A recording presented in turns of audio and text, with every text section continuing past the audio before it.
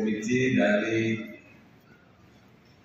relawan, istilahnya relawan budaya untuk memajukan kebudayaan Indonesia dari tanah Minangkabau, dan juga tentu Bapak Ibu dari provinsi, dari kota, kemudian dari universitas, dari Pak Rektor Universitas Muhammadiyah Sumatera Barat, kemudian Bapak Ibu sekalian dan yang saya hormati rekan-rekan media, wartawan pada hari ini. Saya sangat terhormat karena diajak oleh Pak Mus untuk ikut bergabung. Bagaimana kita punya niat yang besar, niat yang baik, tujuan yang besar untuk membawa soal kebudayaan dari tanah Minang, ranah Minang untuk Indonesia dan bahkan dunia. Kita berniat untuk mencapai cita-cita besar. Saya senang sekali karena kalau sudah soal budaya tentu sudah kalau bilang darah daging tidak, tapi sudah jalan hidup, kira-kira seperti itu. Karena dari keilmuan dan pengalaman hidup sejak kecil, saya ini hidup dalam, kalau cerita sedikit Pak Herman, hidup dalam berbagai budaya. Saya sudah merasakan sejak kecil hidup tidak orang Minang, tidak di ranah Minang, tapi hidup dengan orang sudah se-Indonesia. Tetangga saya orang Aceh, jadi setiap hari kalau dia masak timpan belum tahu ya waktu itu ya, itu makanan khas Aceh, itu dari balik sumur di belakang dapur dikirim kita. Kami pun begitu, kalau bikin soto Padang, ibu saya kirim ke tetangga. Kemudian di depan saya orang Jawa, orang Banyumas. Kalau sudah acara selamatan kami diundang. Nama besek mungkin nggak tahu sih. Kalau besek itu sudah lama dipakai, kalau sudah acara selamatan orang Jawa kita dikasih. Yang sebelahnya lagi itu orang Sunda, ya orang Sunda, dan kemudian salah satu anaknya menjadi calon gubernur Banten waktu itu, Roha Mabed, itu kawan anak kecil saya. Kemudian di ujungnya lagi orang Kalimantan. Jadi kami tinggal sudah dengan kelompok Indonesia. Ayah saya waktu masih muda tinggal di Kandangan di Kalimantan, lalu merantau ke Bandung.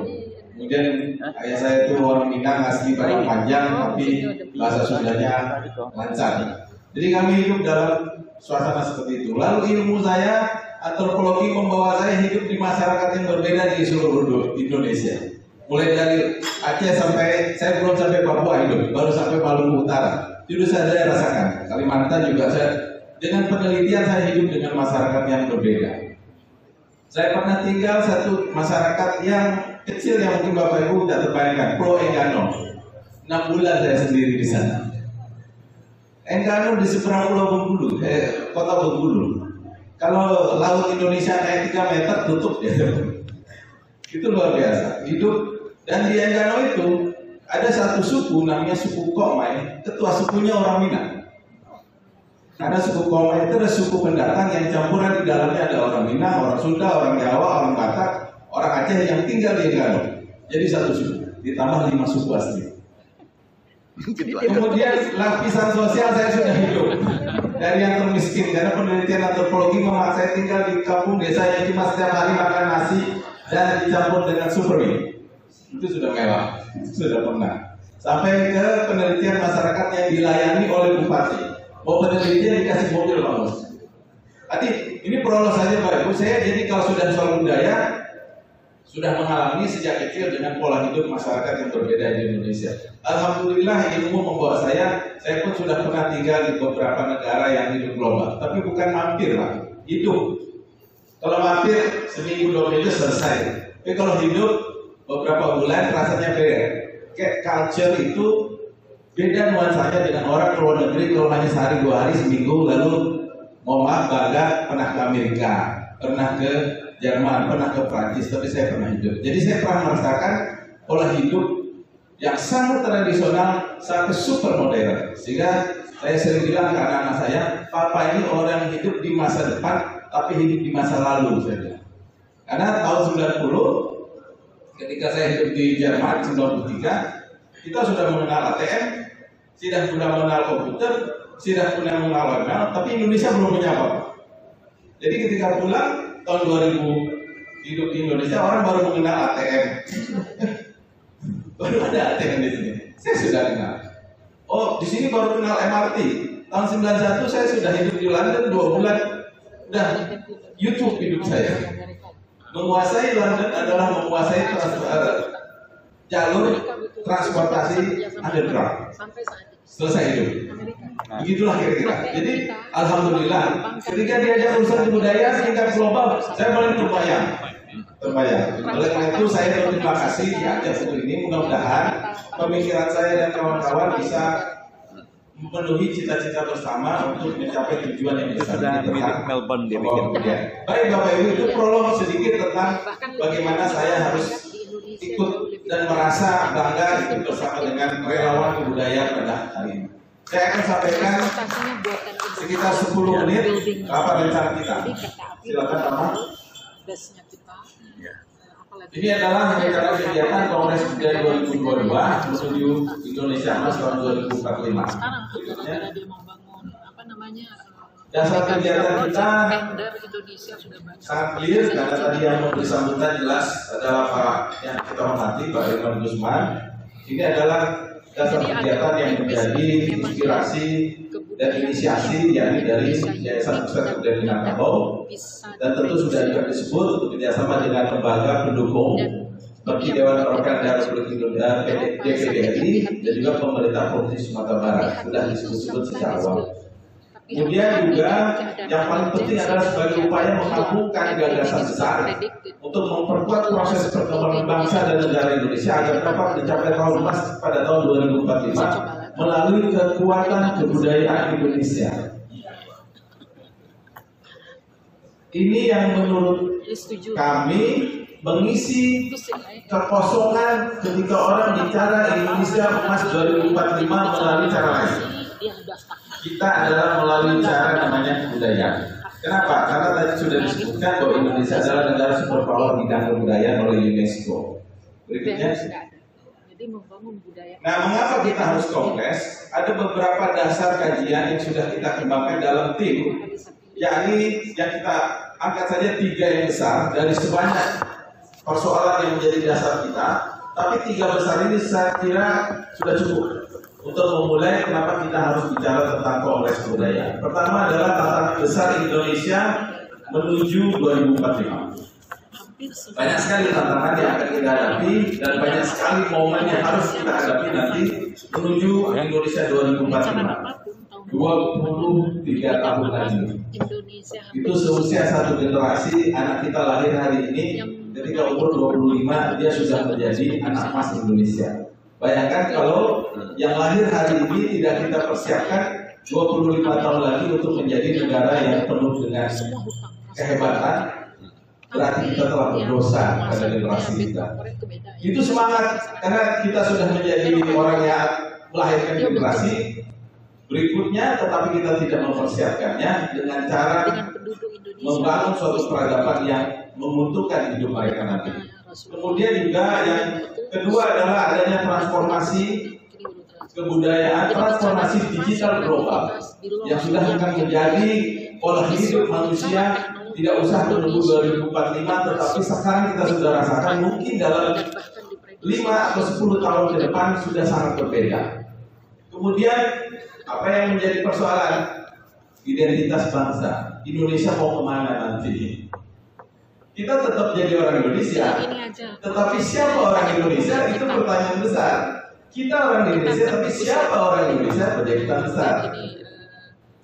Jadi jangan heran karena dengan ilmu saya ada di dunia ini masyarakat meskipun dia orang kebudayaan tertentu, tapi dia bukan orang kebudayaan tertentu. Itu sudah terjadi. Silakan cari di daerah Argentina, Amerika Selatan. Banyak suku-suku bangsa yang sudah menjadi berubah tidak mereka, meskipun wujud fisiknya tidak berubah. Orang Indonesia tidak akan seperti orang Eropa. Orang Indonesia tidak akan bisa seperti orang Cina, kecuali kalau kami dengan Cina, tapi belum tentu juga. Gennya mana yang benar? Jadi kita tetap Indonesia, tetapi siapakah Indonesia itu? Tantangan kita di tahun emas nanti. Kalau kita nanti tahun emas tidak jadi orang Indonesia, meskipun wujud kita Indonesia, orang akan meragukan siapa kita untuk siapa. Ini persoalan besar. Oleh karena itu, identitas bangsa yang kebudayaan Indonesia harus kita pertahankan meskipun kita nanti sudah lewat di tahun emas 2045, tapi benchmarkingnya 2045 adalah identitas kita. Berikutnya, oleh karena itu, cara pertama kita untuk memulai itu adalah dengan membangun pikiran, apa yang disebut dengan body of knowledge, melalui kegiatan kongres. Meskipun nanti akan ada yang bertanya, kan bukan satu-satunya, betul. Tetapi yang satu-satunya itu kalau tidak dijalankan, dia tidak jadi apa-apa. Insya Allah kalau itu kita jalankan, dia akan menjadi apa-apa, meskipun bukan segala-galanya. Nah, latar belakang kita berpijak pada yang tengah, kebudayaan Indonesia. Tantangan yang harus kita lihat ke depan adalah 100 tahun Indonesia. 2045 adalah 100 tahun. Cekoslowakia belum 100 tahun sudah buyar. Ya, kecuali masa lalu ya ada negara yang sampai 3 abad.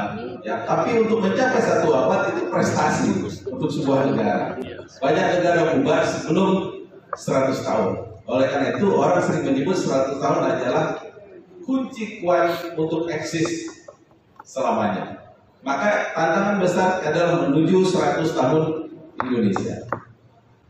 Yang ke kanan, ini yang sedang kita hadapi adalah kita sedang mengalami transformasi digital global. Yang paling risau kalau tidak dicermati dengan baik adalah isu metaverse. Mungkin Bapak Ibu pernah menggunakan alat metaverse dulu. Saya sudah pernah. Itu betul-betul Bu ya.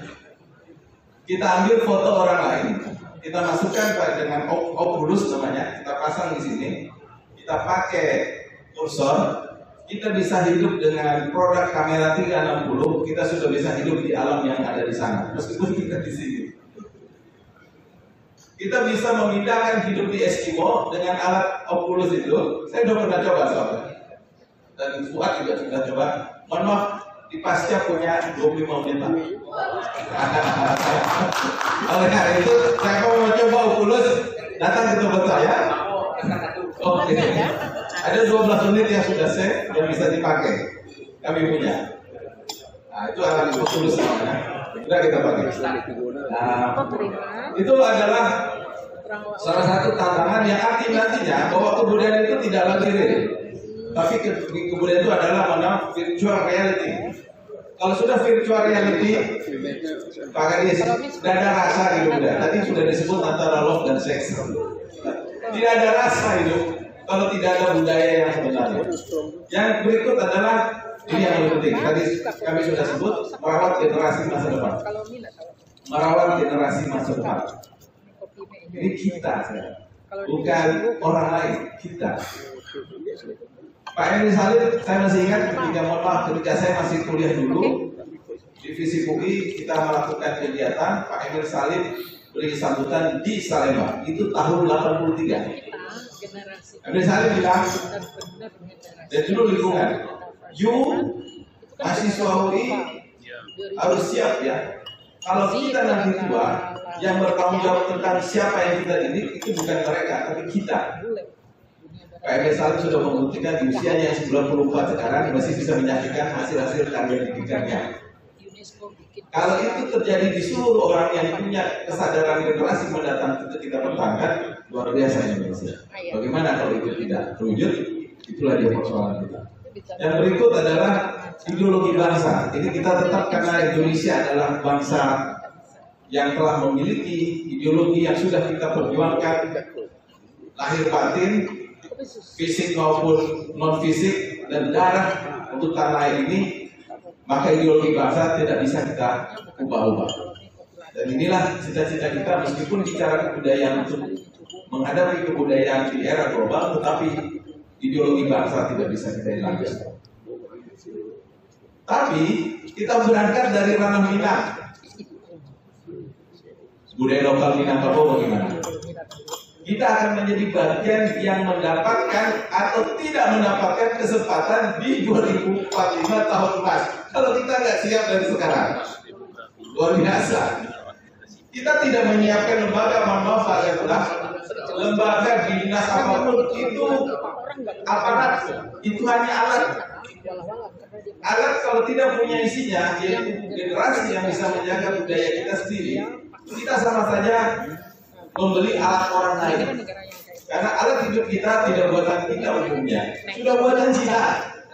Syukur kita masih orang Indonesia, mungkin alat-alat Cina ini tidak mengubah kita jadi Cina. Itu persoalan. Jangan kita katakan bahwa disitulah hebat itu budaya. Oleh karena itu, budaya lokal Minangkabau harus menjadi pijakan kita karena kita di sini. Tetapi tadi Pak Irman, Pak Mus, Pak Nanu sudah menyampaikan bahwa Minangkabau sudah lama tidak menjadi bagian lokal, tapi dia adalah bagian global sejak dulu. Sejak sebelum abad ke-14, sebelum Minangkabau dengan pagariunnya Jaya, jauh sebelum itu. Maka kita orang Minang disebut orang Bioto Melayu, orang yang juga berasal dari Austronesia yang sudah berkembang dari belahan bumi lain. Nah, inilah kita bagian dari budaya global itu, dan kita pertahankan dengan kehebatan orang Minang ketika kita mendirikan bangsa ini. Oleh karena itu, kesemua ini akan menjadi ramuan kita untuk menjadi kenapa kita melakukan kongres kebudayaan. Berikut. Nama kegiatan tadi sudah di-launching, alhamdulillah, namanya Kongres Budaya 2022 menuju Indonesia Emas 2045, insya Allah.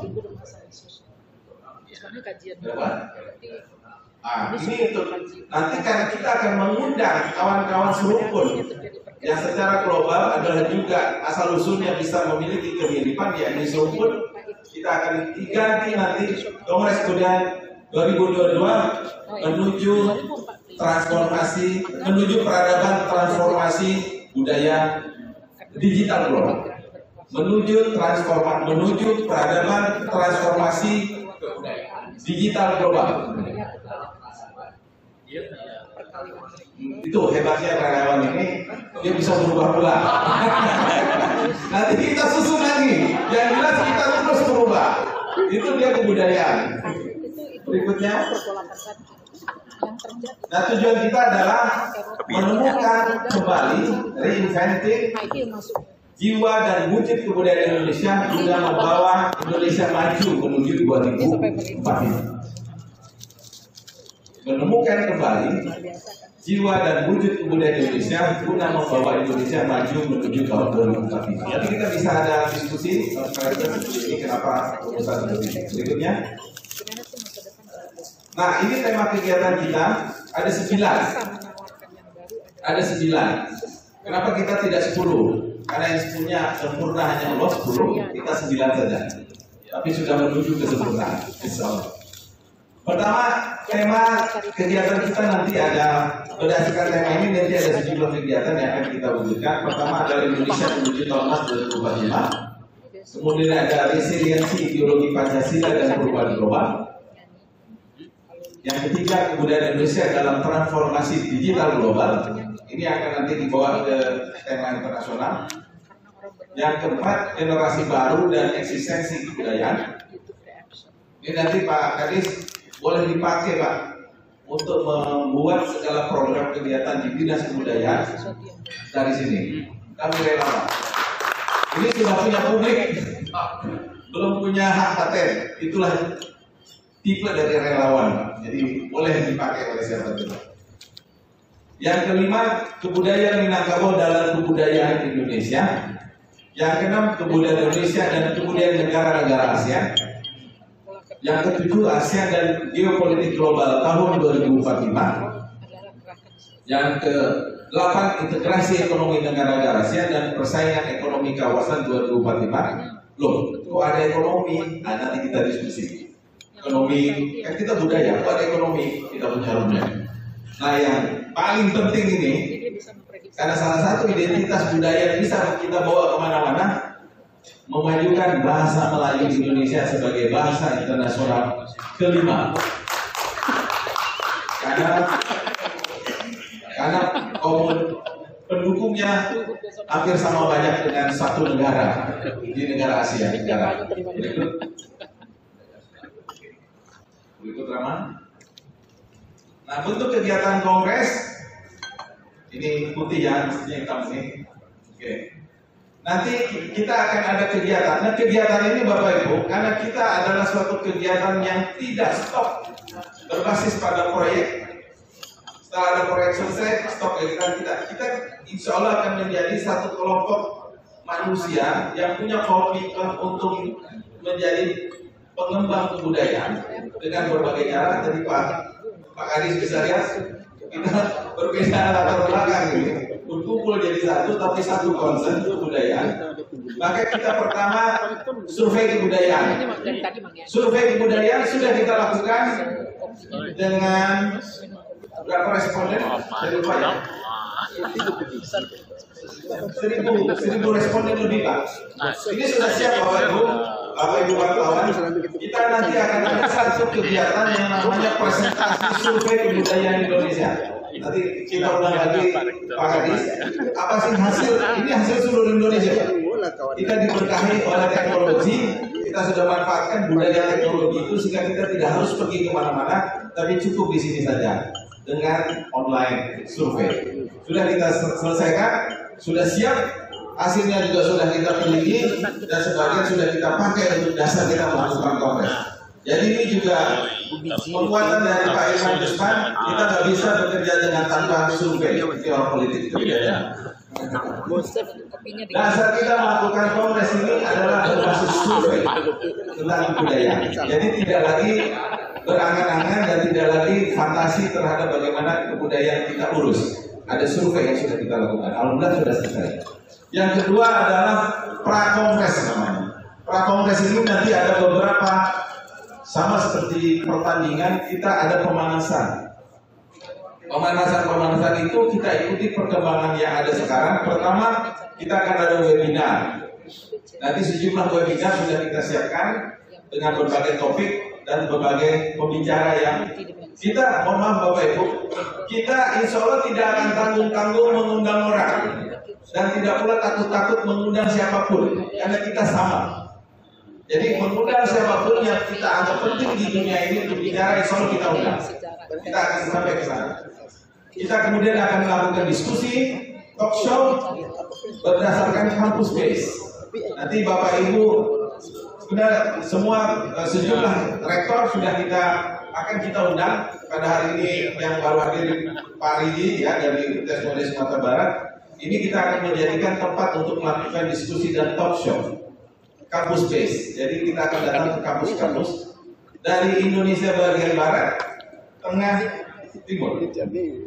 Sudah kita kontak sampai ke, kalau Pak Mus hobinya pergi ke Ternate, nanti itu kampung saya juga tuh Pak. Tahun 86 saya sudah hidup 3 bulan di Ternate dan Tidore. Maluku Kira, Ternate, Tidore, Banten, Yelolo itu sudah saya kunjungi semua. Kemudian ada podcast. Sudah siap sejumlah podcast yang akan membantu kita untuk adakan kegiatan ini. Kemudian kita melakukan namanya dialog kebangsaan dan ASEAN.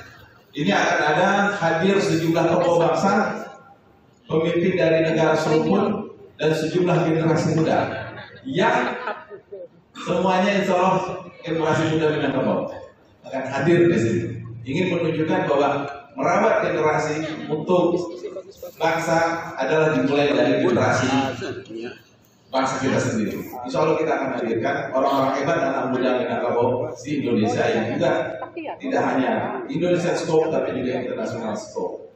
Kemudian baru kita masuk ke seminar nasional, dialog kebangsaan. Kemudian kita adakan seminar nasional. Nah disinilah kita baru bicara tentang kongres, substansi kongres itu nanti. Insya Allah itu 3 hari kita akan laksanakan 3 hari ya, 3 hari kita akan mengundang pemimpin dan negarawan. Dan disinilah nanti kita akan undang yang disebut-sebut tadi, siapa yang akan hadir di acara ini. Ini akan menjadi tempat kita melakukan pertemuan pemikiran tentang kebudayaan. Ada akademisi, ada praktisi kebudayaan, ada skop Indonesia. Dan eksistensi yang paling gampang dilihat nanti adalah kita akan adakan expo. Expo Pak Kadis. Ini ada presentasi budaya lokal, ada pembangunan kebudayaan kabupaten dan kota. kita akan undang. Apeksi saja datang seluruh Indonesia, masa kita nggak bisa? Insya Allah ini bagian dari rencana kita. Dan inilah bentuk kegiatan sementara yang kita akan wujudkan. Dan ini semua akan kita lakukan dalam bentuk episode. Seperti drama Korea ada episode 1, 2, 3, tapi tidak sampai 20. Drama Korea 20 terlalu banyak. Ini sudah tua pula kita baru selesai urusan kita. Yang berikut, ini adalah contoh kita apresiasi tentang simbol-simbol budaya yang ada di Indonesia, mulai Batak, Aceh, Minang, itu namanya Alutudolo dan Toraja, dan itu adalah Kalimantan. Ya itu. Saya pernah juga beberapa halaman di bawah Tongkonan namanya di Toraja, itu di Toraja, Tongkonan. Itu kalau orang bilang mirip dengan Minangkabau. Memang betul, kalau ke Tongkonan itu ada kepala kerbau yang dipasang, itu kerbau hasil dari upacara Rabu Solo namanya. Solo Pak ya, ada Solonya. Itu bahasa mereka. Rabu Solo itu upacara kematian yang menguburkan orang ke dinding-dinding batu, dan itu diadakan dengan namanya Rabu Solo. Dan itu memotong kerbau sampai beberapa puluh dan kemudian menangis bersama dengan secara adat dan dikelola seperti orkestra. Jadi nangisnya itu lidah. Itu orang Toraja. Saya sudah pernah menyaksikan. Jadi, nah itu orang dari Kalimantan ya. Berikut itu pendopo Jawa di tengah. Jadi itu saja yang dapat kami sampaikan rencana kegiatan kami. Detailnya ada di dalam komentar, nanti kita bisa diskusi. Bisa saja banyak maaf. Assalamualaikum warahmatullahi wabarakatuh.